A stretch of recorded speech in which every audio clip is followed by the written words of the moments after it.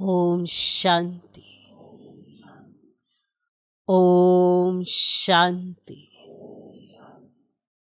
आज की तारीख है 27 फरवरी 2026। साकार महावाक्य। बाबा कहते, मीठे बच्चे,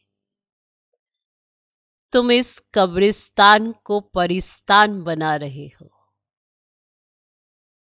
तुम इस कब्रिस्तान को परिस्तान बना रहे हो।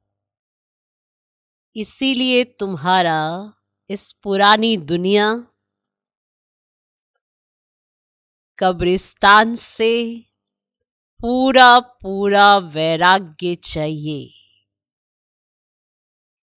इसीलिए तुम्हारा इस पुरानी दुनिया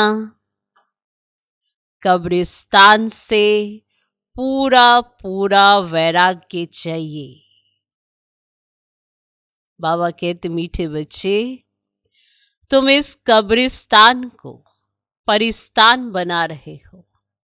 इसीलिए तुम्हारा इस पुरानी दुनिया कब्रिस्तान से पूरा पूरा वैराग्य चाहिए।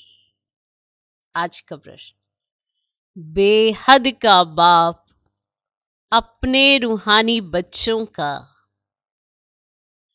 वंडरफुल सर्वेंट है, कैसे?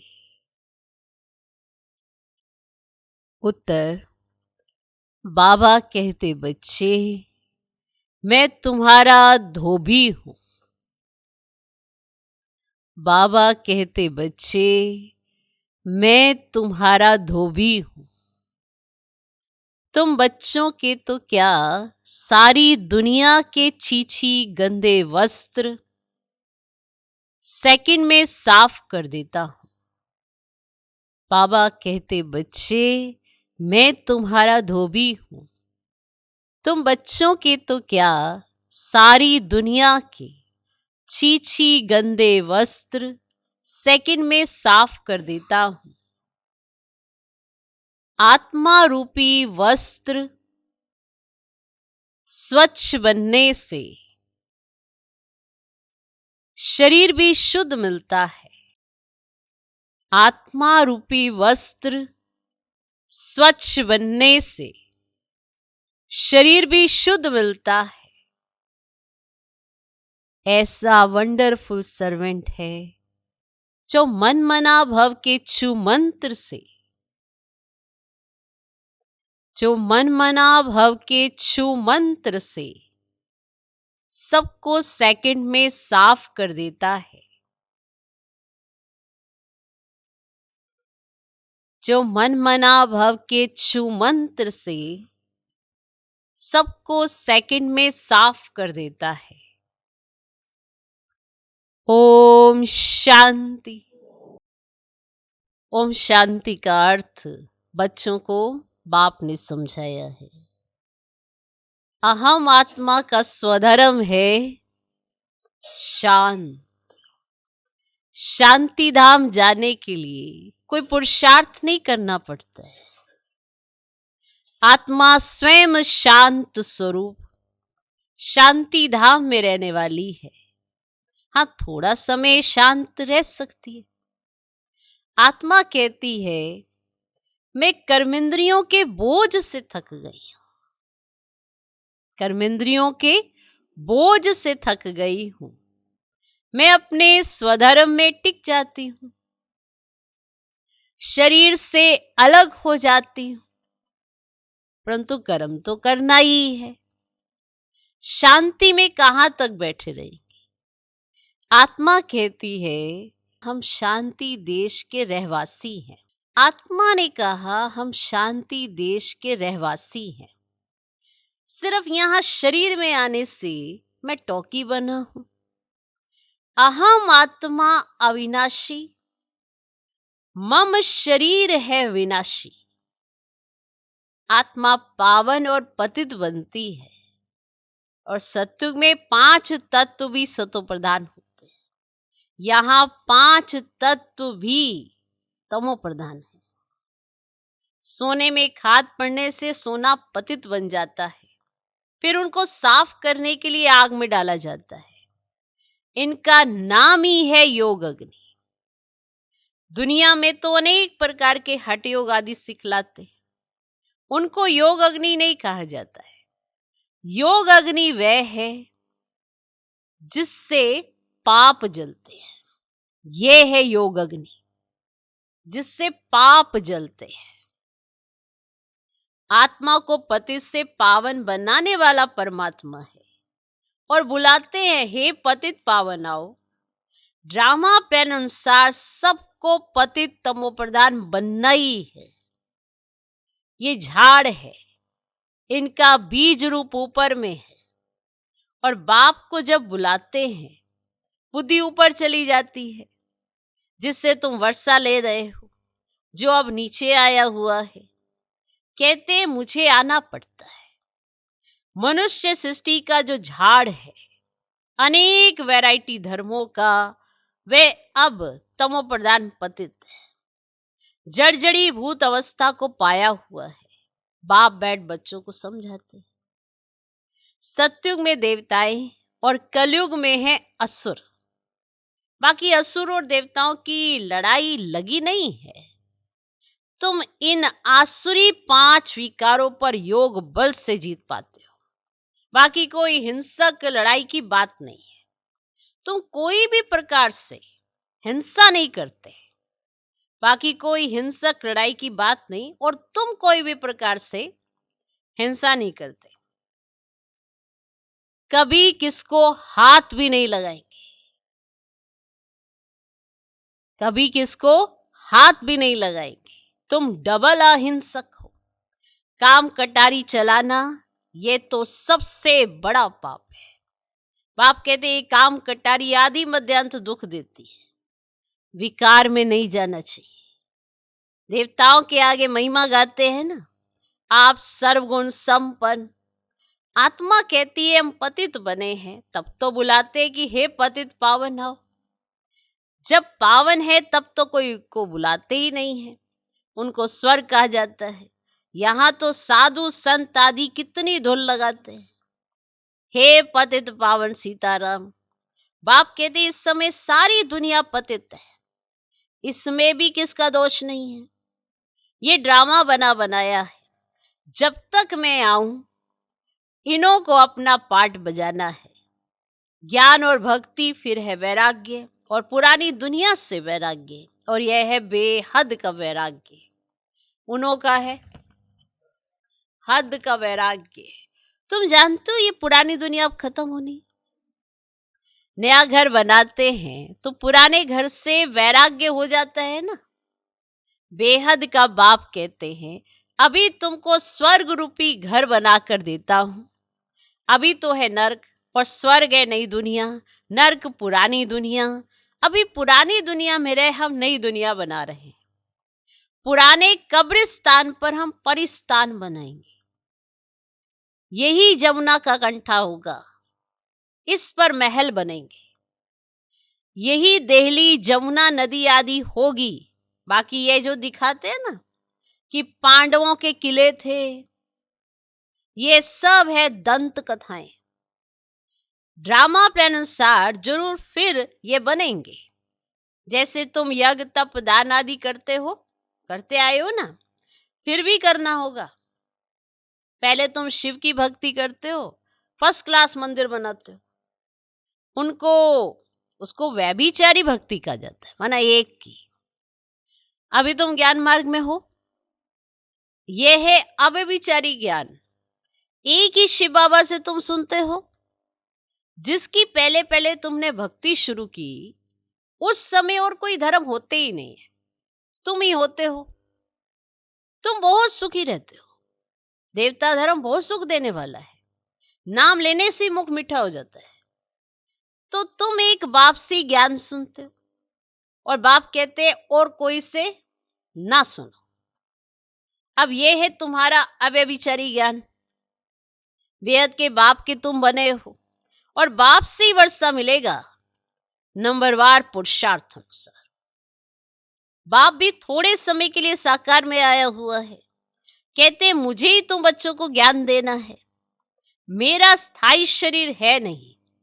मैं इसमें प्रवेश करता हूं। शिव जयंती से फिर झट गीता जयंती हो जाती है, उनसे ही ज्ञान शुरू कर देते हैं। ये रूहानी विद्या तुमको सुप्रीम रूह ही दे रहे हैं, पानी की बात नहीं है। पानी को थोड़ी ज्ञान कहेंगे। पति से पावन ज्ञान से बनेंगे, पानी से थोड़ी पावन बनेंगे।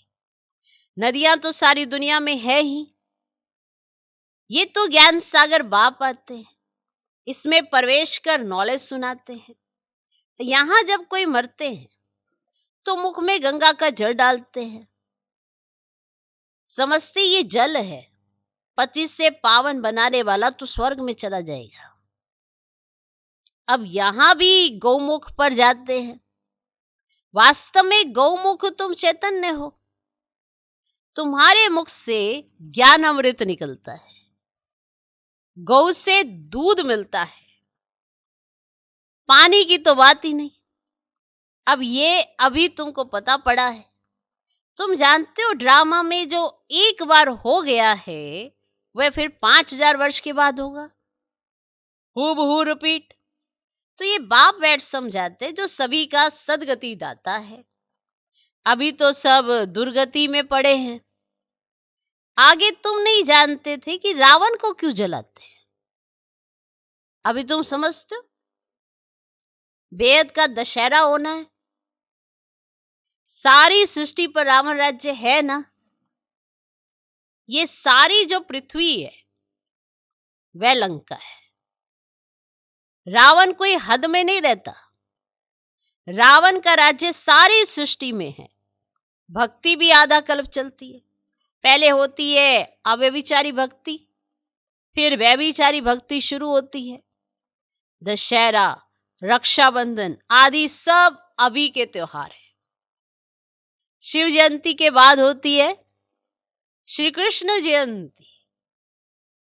अभी कृष्णपुरी स्थापन होती है, आज कंसपुरी में है, कल कृष्णपुरी में होंगे। श्री कृष्ण थोड़े यहां हो सकता। श्री कृष्ण जन्म लेते ही है सतयुग में, और वह है फर्स्ट प्रिंस। स्कूल में पढ़ने जाते स्कूल में। जब बड़ा होता है तब गद्दी का मालिक बनता है। बाकी ये रासलीला आदि वे तो आपस में खुशी मनाते होंगे। बाकी श्री कृष्ण किसको बैठ ज्ञान सुनाए, ये हो कैसे सकता। सारी महिमा एक शिव बाबा की है जो पतितों को पावन बनाते हैं।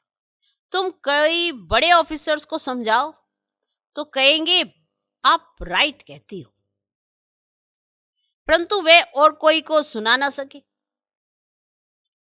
उनकी बात कोई सुनेगा ही नहीं।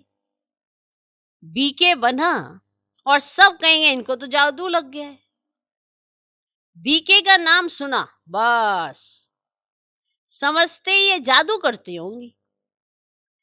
थोड़ा किसको ज्ञान दो तो कह देते ये बीके जादू लगाती है।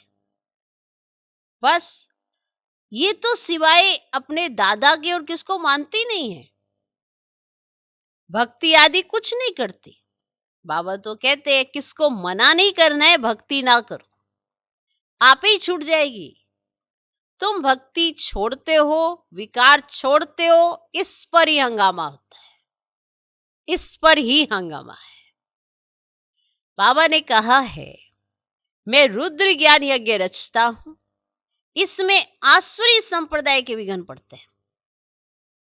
और यह है शिव बाबा का बेहद का यज्ञ जिसमें मनुष्य से देवता बनते हैं।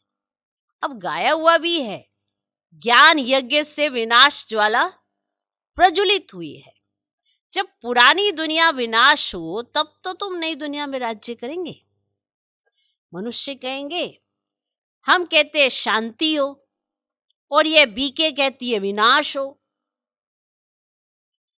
बाप समझाते ये सारी पुरानी दुनिया इस ज्ञान यज्ञ में स्वाह हो जाएगी। इस पुरानी दुनिया को आग लगनी है, नेचुरल कैलेमिटीज भी आएंगी, विनाश तो होना ही है। सरसों मुआफिक सब मनुष्य पिसकर खत्म हो जाएंगे, आत्माएं बच जाएंगी। नहीं, आत्माएं नहीं पिसती, शरीर, बाकी आत्माएं बच जाएंगी।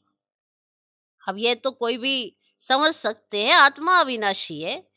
अभी ये बेहद की होलिका होनी है जिसमें शरीर सब खत्म हो जाएंगे, बाकी आत्माएं पवित्र बन चली जाएंगी। आग में चीज शुद्ध होती है ना, हवन करते हैं शुद्धता के लिए, तो वे सब है जिस्मानी बातें। अभी तो सारी दुनिया स्वाहा होनी है, विनाश के पहले जरूर स्थापना हो जानी चाहिए।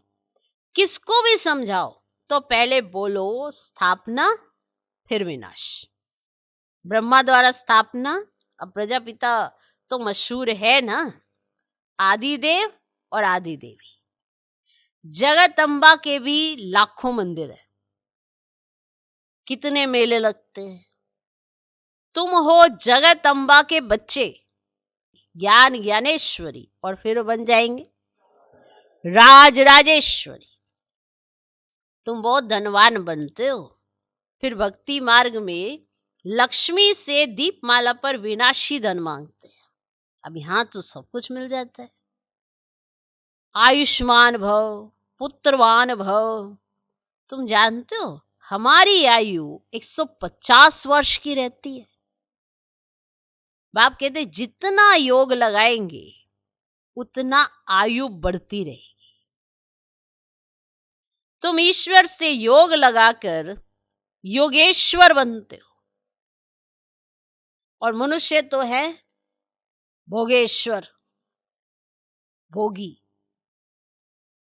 कहा भी जाता है विकारी मूत पलिती कपड़ धोए, तो बाप कहते मुझे धोबी भी कहते हैं। मैं सब आत्माओं को आकर साफ करता हूं, फिर शरीर भी नया शुद्ध मिलेगा। बाप कहते मैं सेकंड में सारी दुनिया के कपड़े साफ कर लेता हूं। सिर्फ मन मना भव होने से आत्मा और शरीर पवित्र बन जाएंगे। तो छू मंत्र है ना, सेकंड में जीवन मुक्ति। कितना सहज उपाय है, बाप को याद करो तो पावन बन जाएंगे।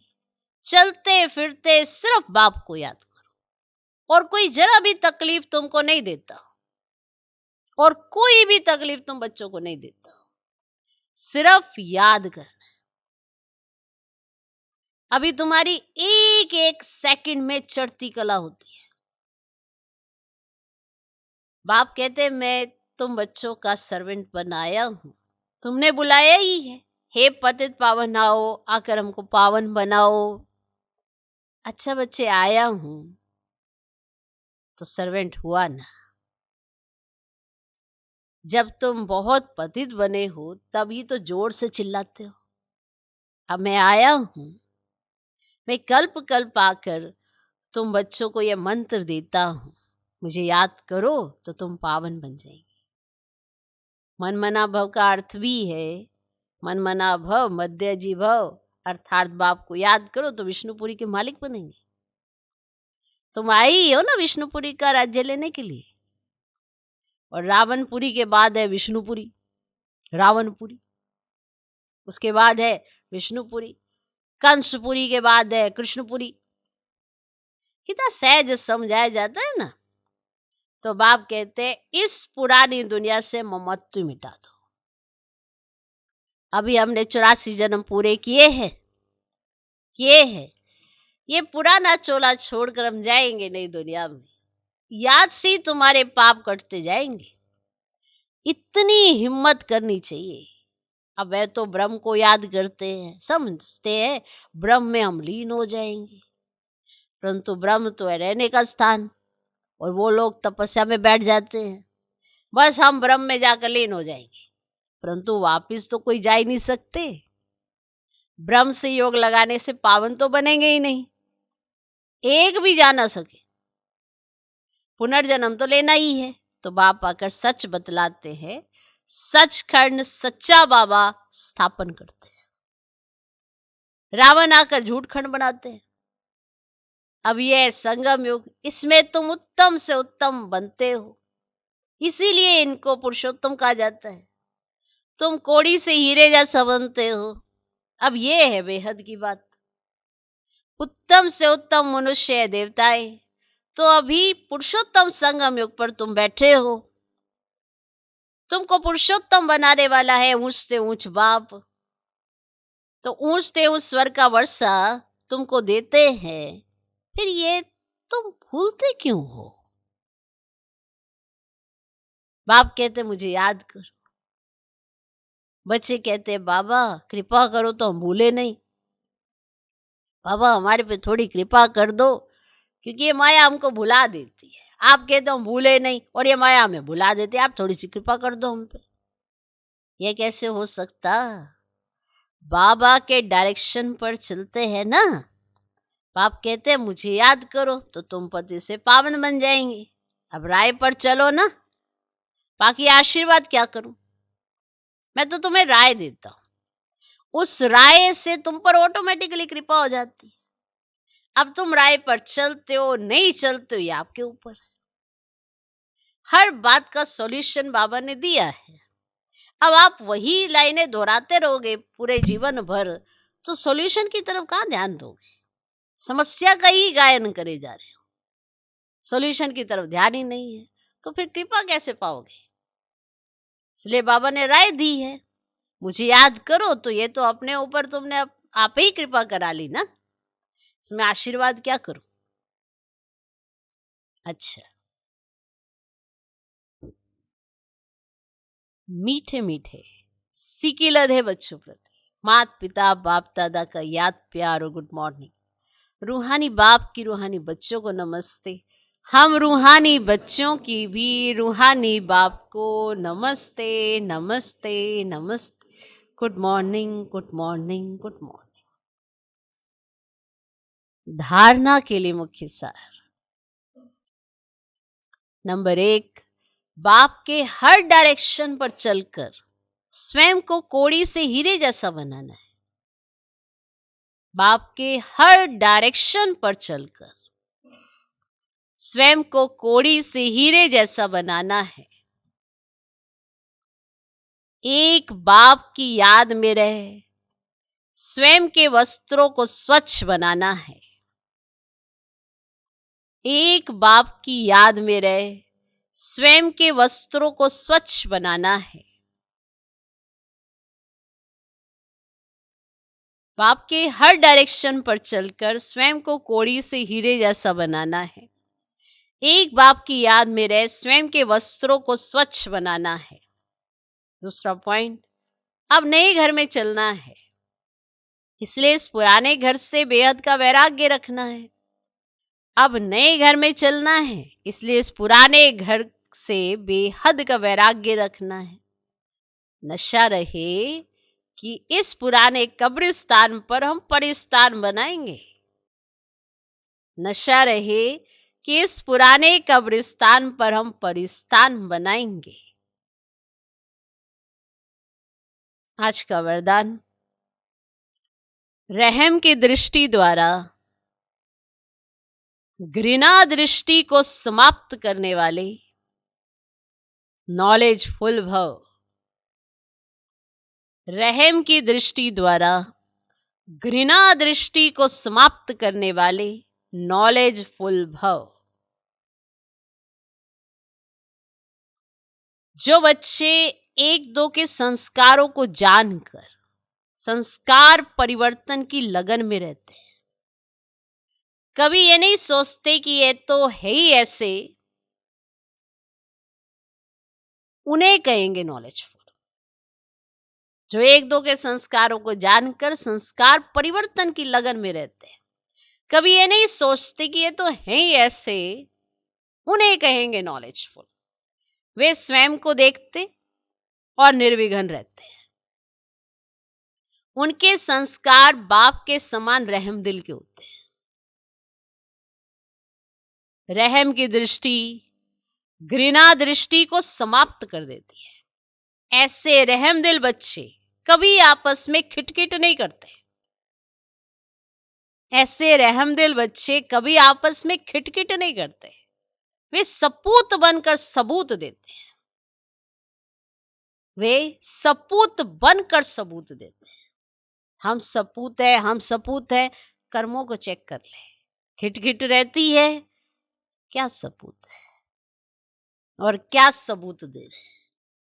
खिटखिट नहीं होगी, ना ही वो करेंगे, ना उनकी किसी से होगी।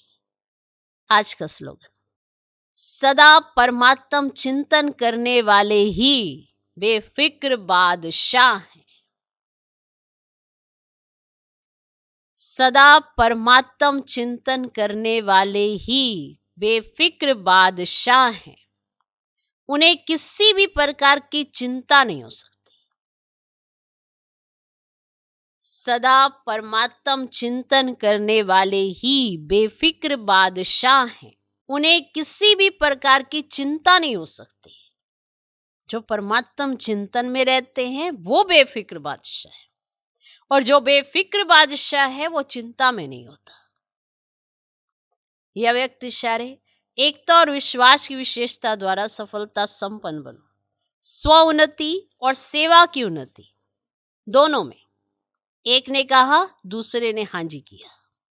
ऐसे सदा एकता और दृढ़ता से बढ़ते चलो, जैसे दादियों की एकता और दृढ़ता का संगठन पक्का है, ऐसे आप रत्नों का भी संगठन पक्का हो तो संगठन की शक्ति जो चाहे वह कर सकती है। संगठन की निशानी का यादगार है 5 पांडव।